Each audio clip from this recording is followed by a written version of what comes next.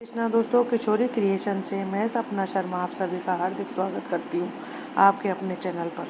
दोस्तों, आज के वीडियो में मैं आपके लिए सावन मास के चौथे दिन की कथा लेकर आई हूँ। इससे पहले जो है मैंने सावन मास के 3 अध्याय के वीडियोज़ मेरे चैनल पर डाले हुए हैं। उनके लिंक जो है मैं डिस्क्रिप्शन बॉक्स में दे दूँगी। आप उनको वहाँ जाकर देख भी सकते हैं और श्रवण भी कर सकते हैं। अगर आपने उनको अब तक नहीं देखा है या सुना है तो उनके लिंक मैं आपको डिस्क्रिप्शन बॉक्स में दे दूँगी। में श्रावण मास का महात्म्य दिया गया है। इसमें 30 अध्याय हैं। श्रावण महात्म्य का चौथा अध्याय प्रारंभ करने से पहले दोस्तों, आज मैं आपको शिव गायत्री मंत्र के बारे में बताऊंगा। विद्महे महादेवाय धीमहि तन्नो रुद्रः प्रचोदयात्। यह मंत्र काल सर्प योग के प्रभाव को दूर कर देता है और इसका रोजाना 108 बार पाठ करने से आर्थिक विपत्ति और बुरे दिन दूर हो जाते हैं।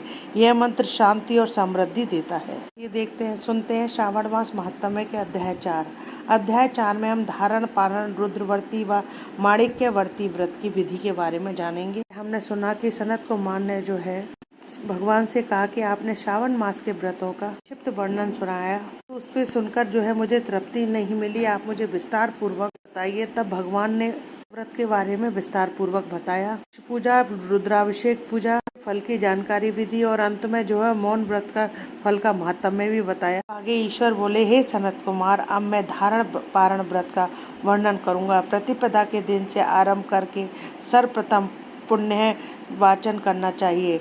इसके बाद मेरी प्रसन्नता के लिए धारण पारण व्रत का संकल्प करना चाहिए। एक दिन धारण व्रत करे और दूसरे दिन पारण व्रत करे। उसमें धारण व्रत में उपवास और पारण व्रत में भोजन होता है। मास के समाप्त होने पर व्रती को इसका उद्यापन भी करना चाहिए। श्रावण मास के समाप्त होने पर सबसे पहले पुण्य वाचन करना चाहिए। इसके बाद में मानद, आचार्य तथा अन्य ब्राह्मणों का वर्ण करना चाहिए। इसके बाद पार्वती तथा शिव की स्वर्ण निर्मित प्रतिमा की जल से भरे हुए कलश पर स्थापित कर कुंभ पर स्थापित कर रात में भक्ति पूर्वक पूजन करना चाहिए और पुराण श्रवण आदि के साथ रात भर जागरण करना चाहिए। प्रातःकाल अग्नि स्थापना करके विधि पूर्वक हवन करना चाहिए। मृत्युंजय मंत्र से तिल मिश्रित भात की आहुति डालनी चाहिए। इस प्रकार शिव गायत्री मंत्र से घृत मिश्रित भात की आहुति डालें और पुनः षडाक्षर मंत्र से खीर की आहुति प्रदान करें। उसके बाद में पूर्ण आहुति देकर होम शेष का समापन करना चाहिए और बाद में ब्राह्मणों को भोजन कराना चाहिए तथा आचार्य की पूजा करनी चाहिए। अब इस प्रकार से उद्यापन संपन्न करके मनुष्य ब्रह्मत्या आदि पातकों से मुक्त हो जाता है। इसमें संदेह नहीं है। इस महाव्रत का अवश्य करना चाहिए। अब श्रावण मास में मासोपवास की विधि को आदर पूर्वक सुनिए। प्रतिपदा के दिन प्रातःकाल इस व्रत का संकल्प करें।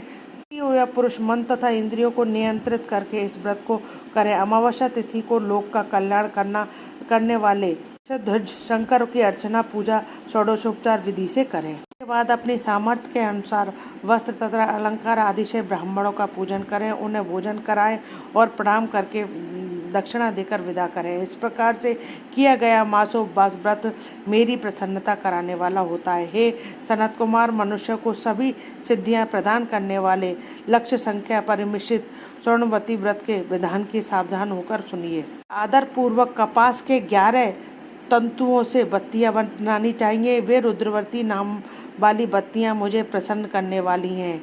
मैं श्रावण मास में भक्ति पूर्वक देवी के देव गौरीपति महादेव का यह 1 लक्ष संख्या वाली बत्तियों से निरांजन करूंगा।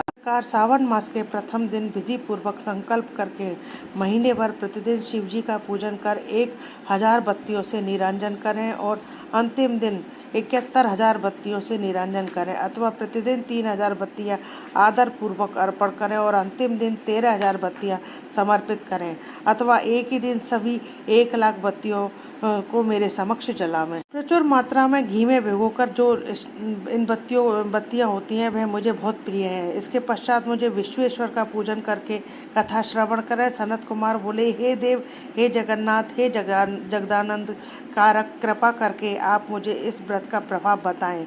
हे प्रभु, इस व्रत को किसने किया था? इसके उद्यापन की क्या विधि होती है? बोले, हे ब्रह्मपुत्र, व्रती में उत्तम इस स्वर्णवर्ती व्रत के विषय में सावधान होकर सुनिए। यह व्रत महापुण्यप्रद, सभी उपद्रवों का नाश करने वाला, प्रीति तथा सौभाग्य देने वाला, पुत्र पौत्र तथा संपत्ति प्रदान करने वाला, शंकर जी को प्रीति उत्पन्न करने वाला और परम पद शिवलोक को देने वाला है। लोकों में रुद्रव्रती के समान कोई उत्तम व्रत नहीं है। इस संबंध में लोग यह प्राचीन दृष्टांत देते हैं कि क्षिप्रा नदी के तट पर उज्जैनी नामक एक सुंदर नगरी थी।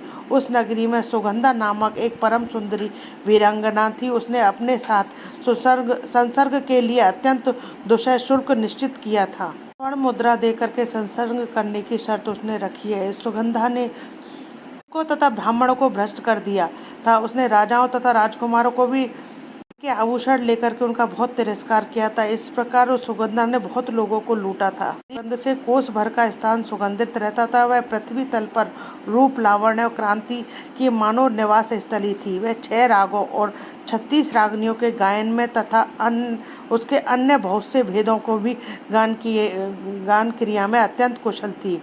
वह नृत्य में रंभा आदि देवांगनाओं को भी तिरस्कृत कर देती थी। एक एक पग पर वह अपनी गति से हाथियों तथा हंसों का उपहास कर देती थी।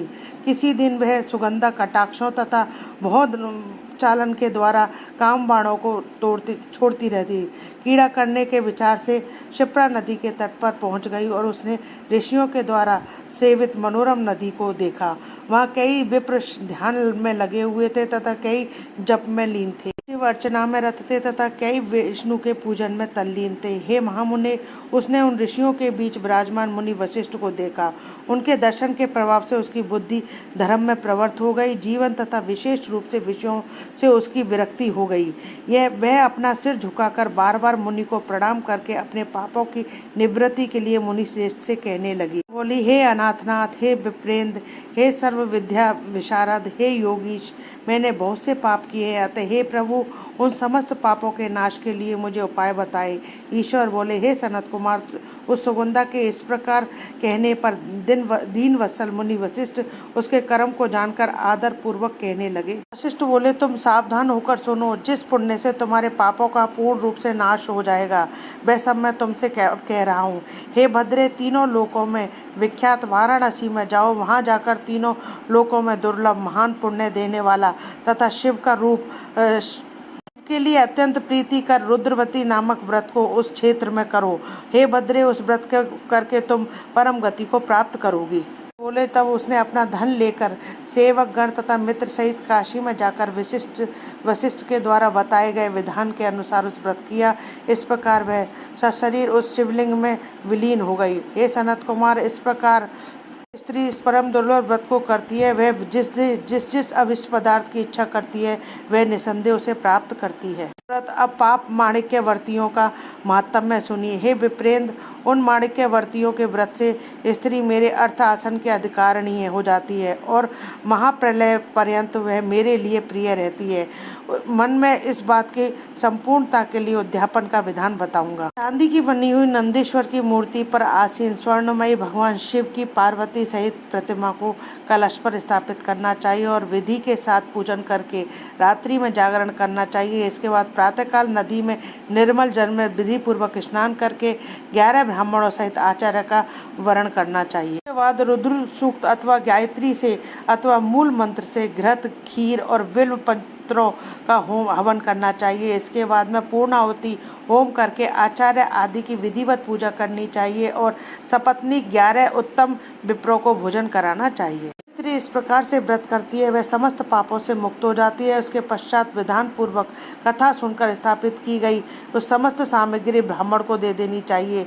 इससे निश्चित रूप से हजारों अश्वमेध यज्ञों का फल प्राप्त होता है। श्री स्कंद पुराण के अंतर्गत ईश्वर सनत कुमार संवाद में श्रावण मास माता में धारण पारण मासो प्रवास वर्ती कथन नामक चौथा अध्याय संपूर्णम। दोस्तों, यदि आपको मेरा ये वीडियो पसंद आए तो प्लीज़ मेरे वीडियो को ज़्यादा से ज़्यादा लाइक और शेयर करें। यदि आप मेरे चैनल पर नए हैं तो चैनल को सब्सक्राइब करना ना भूलें। पास ही में बेल आइकन को दबाएं जिससे मेरे आने वाले हर नए वीडियो को नोटिफिकेशन आपको मिल जाए। हिंदू धर्म, रीति रिवाज, कथा कहानी जानने के लिए मेरे चैनल पर बने रहने के लिए बहुत बहुत धन्यवाद। जय श्री कृष्णा दोस्तों। हर हर महादेव।